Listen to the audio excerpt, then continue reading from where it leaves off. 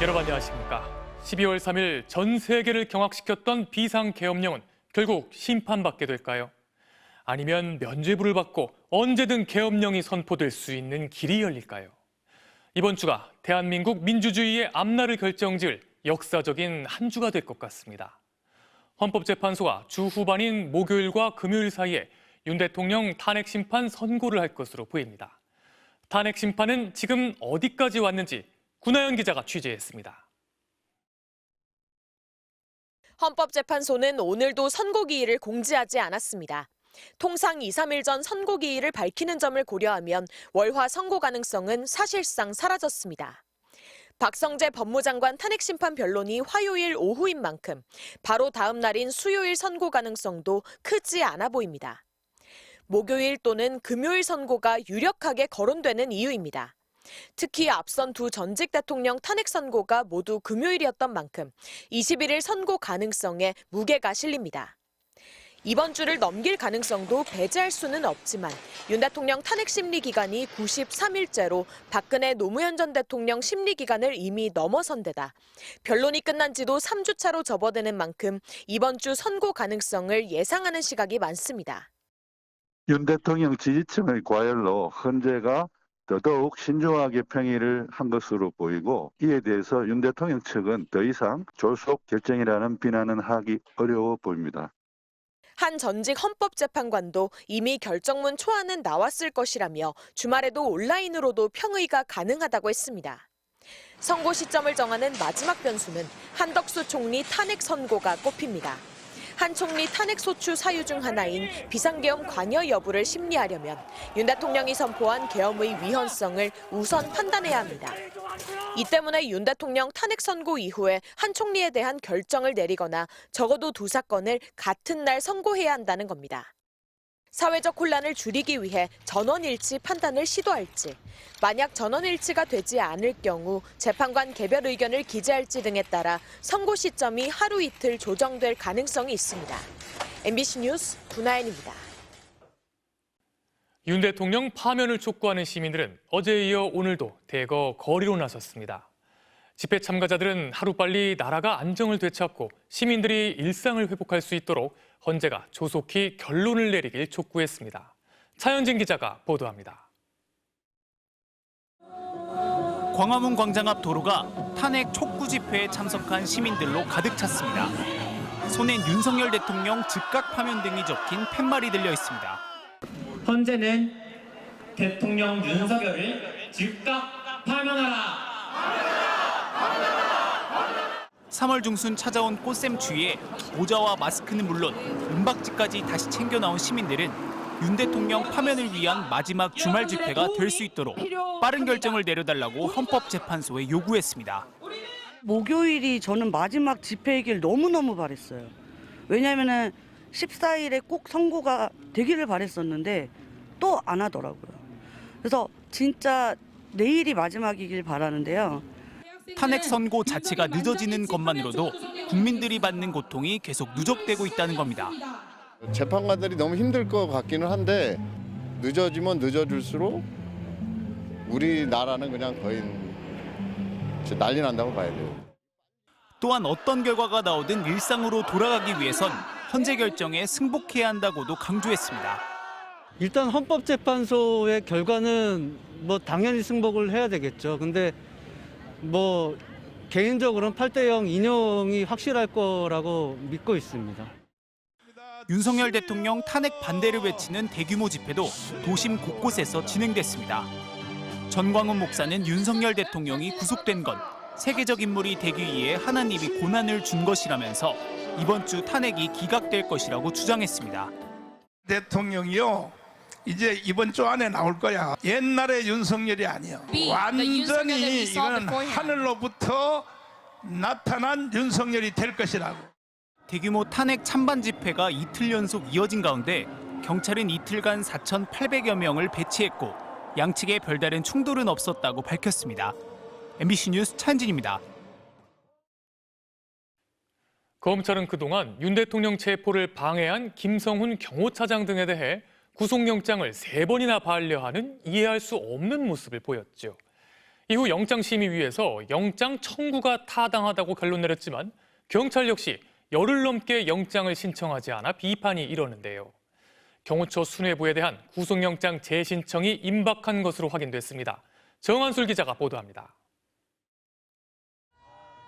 서울구치소에서 석방된 윤석열 대통령이 차에서 내리자 곧바로 한 남성이 뒤따릅니다. 대통령 경호처 김성훈 경호차장입니다. 김성훈 경호차장과 이광우 경호본부장은 지난 1월 윤 대통령에 대한 체포영장 집행 당시 이를 방해한 혐의로 수사를 받고 있습니다. 경찰 관계자는 이들에 대한 구속영장 신청이 임박했다고 밝혔습니다. 구속영장 관련 서류를 작성해 검토 중이며 막바지 단계에 이르렀다는 겁니다. 경찰은 앞서 경호처 수뇌부에 대한 구속수사에 소극적이란 비판을 받아왔습니다. 지난 1월부터 잇따라 기각당했던 구속영장 청구에 대해 지난 6일 서울고검영장심의위원회가 타당하다고 결론 내렸는데도 10일 넘게 영장을 신청하지 않았기 때문입니다. 저희들도 통상적으로 영장을 쳐야 되는 게 맞다고 저도 생각하지만 그럼 언제 쳐요 그러면?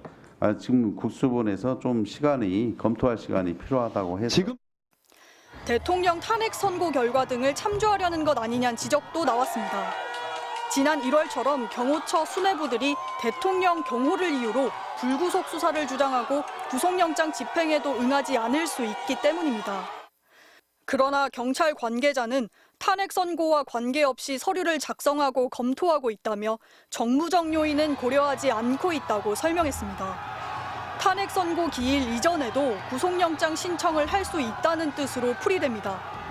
경찰 측은 영장심의위 결정이 강제성이 없는 만큼 검찰이 또다시 영장을 반려하거나 법원에서 영장이 기각되는 상황까지 고려해 구속 논리를 강화해온 것으로 전해졌습니다. MBC 뉴스 정한솔입니다.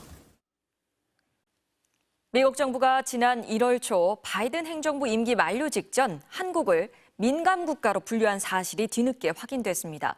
당시는 한미 외교장관이 서로 부둥켜 안으며 동맹을 강조하던 무렵인데요. 윤석열 정부의 대미 외교에 대체 무슨 일이 생겼던 걸까요? 양소연 기자가 취재했습니다. 12.3 내란 사태로 전국이 혼란에 빠진 지난 1월 초. 미국 바이든 정부 막바지에 미 외교수장이 한국을 찾았습니다. 블링컨 당시 미 국무장관은 조태열 외교부 장관을 만나 한미 동맹은 굳건하다고 다시 강조했습니다. Our relationship is bigger than any one leader, any one government, any one party. The security challenges that we face, the economic opportunities we share, they will continue to bring us closer together.